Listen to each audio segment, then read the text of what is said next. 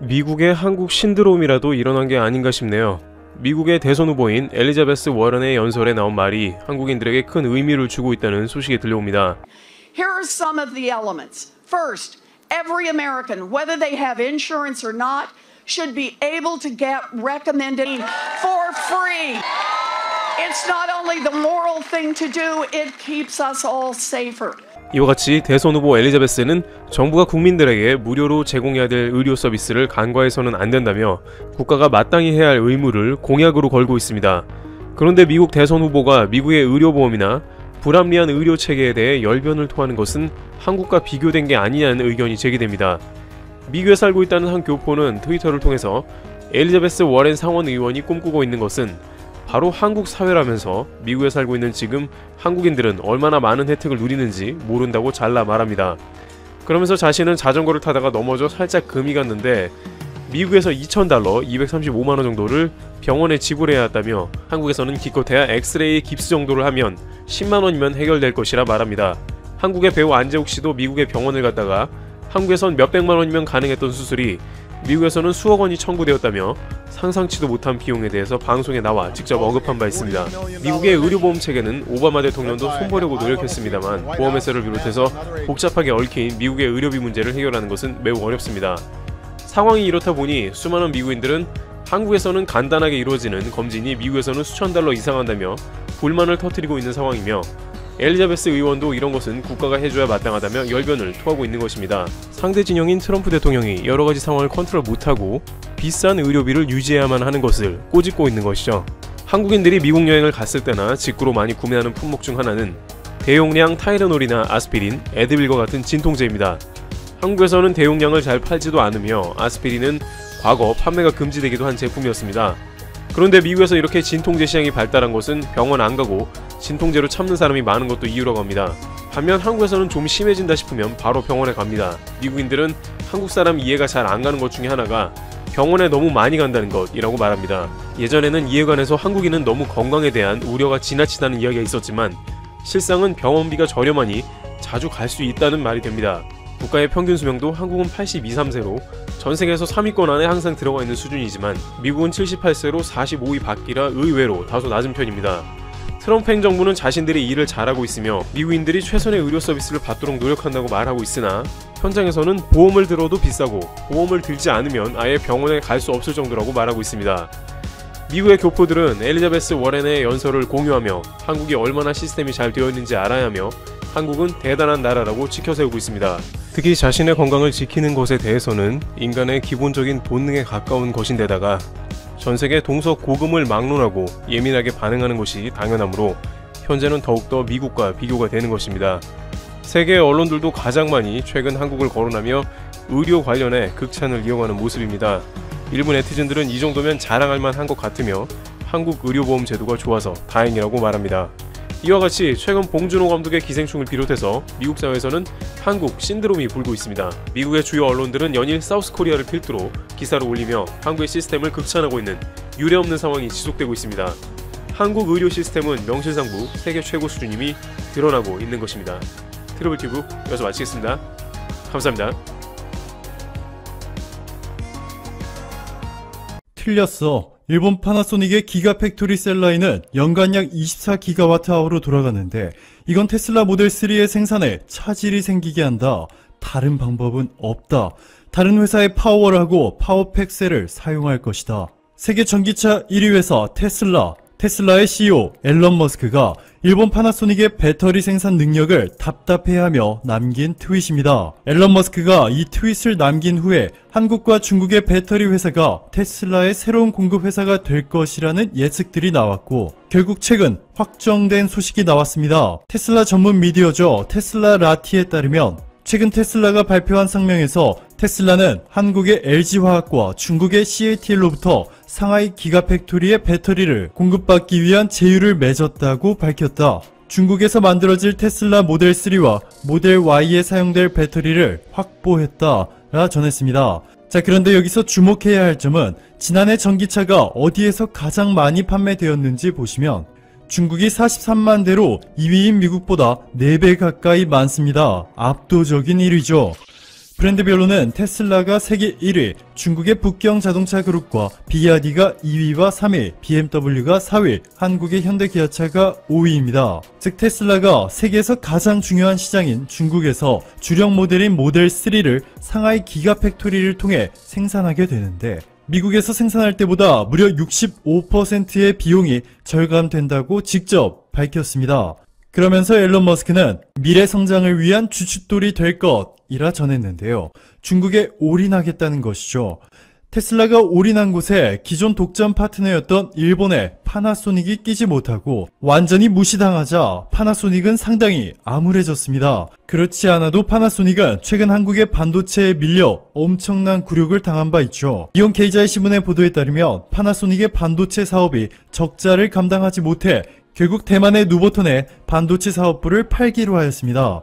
이 소식이 전해지자 일본의 반도체 산업이 몰락했다라는 기사들이 쏟아져 나오고 있죠. 이 일을 겪은 지 얼마 되지 않아 테슬라가 파나소닉이 아닌 한국의 LG화학을 선택하였다는 소식이 전해지면서 니혼 케이자이 신문은 테슬라가 중국에서 새로운 배터리 공급처를 찾으면서 파나소닉이 궁지에 몰렸다 보도하였습니다. 세계 1위 자동차 기업 테슬라에게 이렇게 매몰차게 당하고 난 후에 파나소닉은 일본의 토요타, 순수 전기차 시장에서는 명함도 내밀지 못하고 있는 토요타와 대신 손을 잡기 시작하였습니다.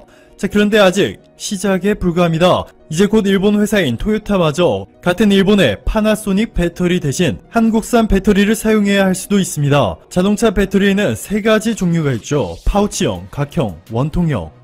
안정성과 에너지 효율이 뛰어난 동시에 형태 변형까지 가능한 가장 최고난도 기술이 접목된 파우치형. 파우치형은 LG화학이 압도적인 세계 1위 기술력을 보유하고 있죠. 각형의 경우 BMW, 아우디, 폭스바겐, 포르쉐 등의 전기차에 사용 중인데요. 이 각형은 또 한국의 삼성 SDI가 장악하고 있고 마지막으로 원통형은 가장 구식 기술로 상대적으로 생산 비용이 저렴하다는 장점이 유일합니다.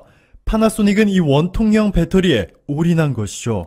그런데 여기 SNE 리서치가 내놓은 배터리 전망을 보시면 파우치형과 각형은 하늘 높이 날아가는 반면 원통형은 폭삭 주저앉았습니다. 한국과 일본의 미래가 극명하게 갈리는 순간이죠. 자, 여기에 한국이 쐐기를 박습니다. 최근 한국과학기술연구원 에너지저장연구단의 정운기 박사팀이 기존 전기차 배터리보다 4배나 큰 용량을 단 5분 만에 80% 이상 급속 충전 가능한 소재를 개발하는 데 성공하였습니다. 미국 화학협회가 발행하는 월간 저널 나노레터스에 발표 즉시 게재된 이 한국의 기술이 전 세계적으로 폭발적인 관심을 받고 있는 것은 배터리 용량과 충전 시간을 획기적으로 개선시킨 것도 있지만 이 첨단 소재를 만드는 재료로 물, 기름, 옥수수 전분, 너무나 저렴하고 쉽게 구할 수 있는 것들을 사용했다는 것입니다. 미국 농무부에 따르면 미국이 1년에 생산하는 옥수수는 3억 5천만 톤, 이 중에서 4천만 톤 이상을 수출하고 있는데 미국뿐만 아니라 중국과 브라질까지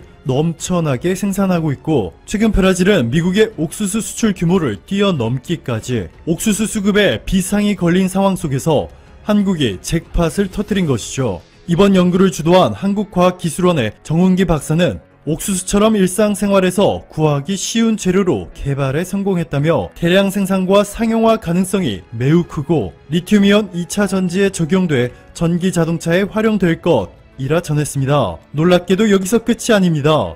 카이스트의 강정구 교수 연구팀도 놀라운 소식을 하나 전했습니다. 과학기술정보통신부의 지원을 받아 수행된 이번 연구는 지금 우리가 사용하는 배터리의 가격을 획기적으로 낮추는 동시에 수명을 대폭 늘리는 것입니다. 우리가 가장 많이 사용하는 리튬이온 배터리는 리튬 광물의 가격이 높고 충전 속도가 상당히 오래 걸리는데 이번에 한국의 카이스트가 리튬 대신 소듐 이온을 기반으로 배터리를 만드는 데 성공하였습니다. 가격이 매우 저렴하고 안전한 데다가 친환경적이기 때문에 업계에서 각광을 받고 있는데요. 국제학술지 어드밴스 사이언스에 실리며 전세계로부터 극찬을 받고 있습니다. 오늘도 감사합니다. 최고로 멋진 하루 보내시길 바랄게요. 구독 버튼도 꼭 누르시고 많은 분들과 공유해 주시면 대단히 고맙겠습니다. 3월 4일 오후 박근혜 대통령이 유영하 변호사를 통해서 옥중 편지를 공개했습니다. 직접 친필로 쓴 편지를 유영하 변호사가 기자회견을 통해서 읽었습니다. 그 편지 내용은 여러분들께서도 언론을 통해서 모두 보셨으리라 이렇게 생각합니다. 이 편지에 가장 핵심적인 내용을 한마디로 요약한다고 하면은 뭉치면 살고 흩어지면 죽는다 라고 하는 말이 되겠습니다. 그리고 박근혜 대통령은 이 옥중 편지에서 크게 세 가지의 메시지를 던지고 있습니다. 하나는 이번 우한 폐렴 코로나 바이러스로 인해 가지고 피해를 겪고 있는 많은 국민들에게 심심한 위로와 그리고 빠른 쾌유를 바란다 라고 한 그 내용이 여기에 담겨 있습니다. 두 번째로 이 박근혜 대통령이 던지는 메시지는 바로 그동안 박근혜 대통령 석방을 위해서 많은 매주 태극기를 들고 광화문에서 시위를 해온 태극기 세력들에게 던지는 메시지입니다. 자, 그래서 이 태극기 세력들에게 박근혜 대통령은 한국의 거대 야당에 대해서 약간 불만이 있더라도 대의를 위해서 제가 조금 전에 말씀드린 흩어지면 죽고 뭉치면 살기 때문에 그러한 대의에 기초해서 힘을 모아야 된다라고 하는 그런 지금 메시지를 태극기 세력에게 던지고 있습니다. 자, 그 다음으로 박근혜 대통령은 거대 야당이 문재인 정부의 실정을 견제하는 데 실패했고 그렇게 해서 야당의 무기력한 모습에 많은 국민들이 울분을 터뜨리고 했지만은 이러한 더 이상 분열이라고 하는 것은 이 문재인 정부의 실정을 심판하는 데 방해가 될 수 있다. 자, 그럼에도 불구하고 이 박근혜 대통령은 이 옥중 서신에서 보수의 외연을 확대하기 위한 불가피한 선택으로 받아들여야 된다. 자, 그래서 서로 간에 차이가 있을 수 있고 매우 힘든 강긋고 있겠지만은 더 나은 대한민국을 위해 기존 거대 야당을 중심으로 태극기를 들었던 여러분 모두가 하나로 힘을 합쳐야 된다. 자, 그래서 한 번 더 말씀드리게 되면은 박근혜 대통령이 이번 옥중 서신에서 던지는 가장 큰 메시지는 역시 뭉치면 살고 흩어지면 죽는다. 자, 태극기 세력과 거대 야당 하나로 합쳐서 이 문재인 정부의 실정을 심판하고 견제하고 그렇게 해서 더 나은 대한민국을 만들어야 된다라고 하는 것이 이 박근혜 대통령이 아주 분명한 메시지다 이렇게 생각할 수 있겠습니다. 자, 우선 이 편지를 보면서 느끼는 것은 박근혜 대통령이 아주 정치의 핵심이라고 할 수 있는 친구가 누구이고 적이 누구인지를 분명하게 구분하고 있다 하는 것이 아주 두드러져 보입니다. 그러니까 독일의 유명한 사상가 칼 슈미트는 정치라고 하는 것은 우적 관계에 대한 분명한 인식을 갖는 것이다. 누가 친구이고 누가 적인지를 분명하게 이해를 해야 된다. 자, 이 친구와 적이라고 하는 개념은 항상 고정이 되어 있는 것이 아니죠. 그것은 정치적인 상황에 따라서 바뀔 수밖에 없다. 박근혜 대통령 자신을 탄핵하기 위해서 적극적으로 나섰던 과거 이 박근혜 대통령과 정당을 같이 했던 그런 국회의원들이 다수 지금 포함이 되어 있습니다. 자, 그렇지만 박근혜 대통령은 우적관계, 지금 정치 상황에서 친구와 적이 누군지를 분명하게 구분하고 우선은 대동단결해서 문재인 정부의 실정을 비판하는 그런 방향으로 힘을 모아야 된다 이렇게 이야기하고 있습니다. 그러니까 지금 박근혜 대통령 탄핵에 앞장섰던 일부 정치인들이 험지 출마라고 하는 명분을 내세워서 정계에 다시 또 발을 디디려고 하고 있죠. 그러나 박근혜 대통령은 이번 이 옥중 서신에서는 거기에 대해서 일체 언급을 하고 있지 않습니다. 그래서 이 박근혜 대통령이 가장 우려하는 것은 이 대한민국이 지금 위기에 처해 있다. 국가적인 위기에 직면해서 이 대한민국의 자유민주주의를 사랑하고 대한민국을 공화국으로서 지키려고 하는 모든 세력들이 일체적으로 단결해서 이 문재인 정부에 대응해 나가야 된다라고 하는 그 아주 강력한 메시지를 던지고 있습니다. 자, 여러분, 지금 이 박근혜 대통령의 이 서한 내용을 이해를 돕기 위해서 제가 여러분 그 슬라이드를 하나 만들어 왔습니다. 여러분 그 슬라이드를 보시게 되면은 이렇게 이 서한을 해석할 수 있겠습니다. 박근혜 대통령 탄핵은 대한민국 탄핵의 시작이었다. 자, 그러니까 이 문재인 정부가 들어서고 난 이후에 대한민국이 그야말로 탄핵을 당하고 있다고 하는 것이죠. 자, 우선 역사 탄핵입니다. 역사 탄핵이라고 하는 것은 문재인 대통령 스스로가 이 1919년 건국서를 내세웠습니다. 자, 근데 그건 이 국제법적으로, 정치학적으로, 그리고 외교적으로 전혀 맞지 않는 그런 내용인 것이죠. 그래서 대한민국의 건국이라는 것은 위대한 3.1 운동의 그 영향으로 성립된 대한민국 임시정부의 법통을 이어받아가지고 1948년 8월 15일 건국되었다고 하는 것이 바로 역사적인 사실이죠. 그런데 이 문재인 대통령은 말이죠. 그 대한민국의 역사를 왜곡해가지고 1919년 건국서를 내세우면서 대한민국의 역사를 탄핵하고 있죠. 그리고 자라나는 세대들이 배우는 교과서에 자유민주주의의 자유를 싹 빼버렸죠. 그리고 대한민국이 유일한 합법정부라고 하는 것도 교과서에서 삭제를 했습니다. 자, 이게 바로 이 박근혜 대통령을 탄핵하고 난 이후 대한민국에서 벌어지고 있는 문재인 정부에 의한 역사 탄핵이 아주 중요한 내용이다. 이렇게 봐야 되겠죠. 그 다음 여러분 그 슬라이드에 보시는 것처럼 두 번째 탄핵의 핵심적인 내용이 바로 헌법 탄핵이죠. 이 헌법 탄핵을 통해서 대한민국을 지금 문재인 정부가 탄핵하려고 하는 얘기죠. 얼마 전 문재인 대통령이 내놓은 그 대통령 개헌안을 보게 되면은 대한민국의 정치 체제의 근간을 지금 밝히고 있는 대한민국 헌법 제1조 1항 2항에 이어서 3항에다가 말이죠. 대한민국은 분권, 지방 분권국가를 지향한다라고 하는 그 조항을 넣어두었습니다. 그런데 그 지방 분권과 관련된 조항은 헌법 뒤에 지방자치제에 그대로 나오는 것이죠. 그럼에도 불구하고 왜 대통령 이 개헌안에다가 이 지방 분권 국가 조항을 넣느냐. 이건 이제 학자들이 끊임없이 의심을 하는 것이 이게 남북 국가연합이라든지 남북 연방제를 지금 염두에 두고 있는 것이 아닌가. 이제 그런 지금 우려를 하는 것이죠. 자, 그리고 이 대한민국 헌법에 지금 들어있는 대통령이 국가 원수라는 조항도 싹 삭제를 해버렸습니다.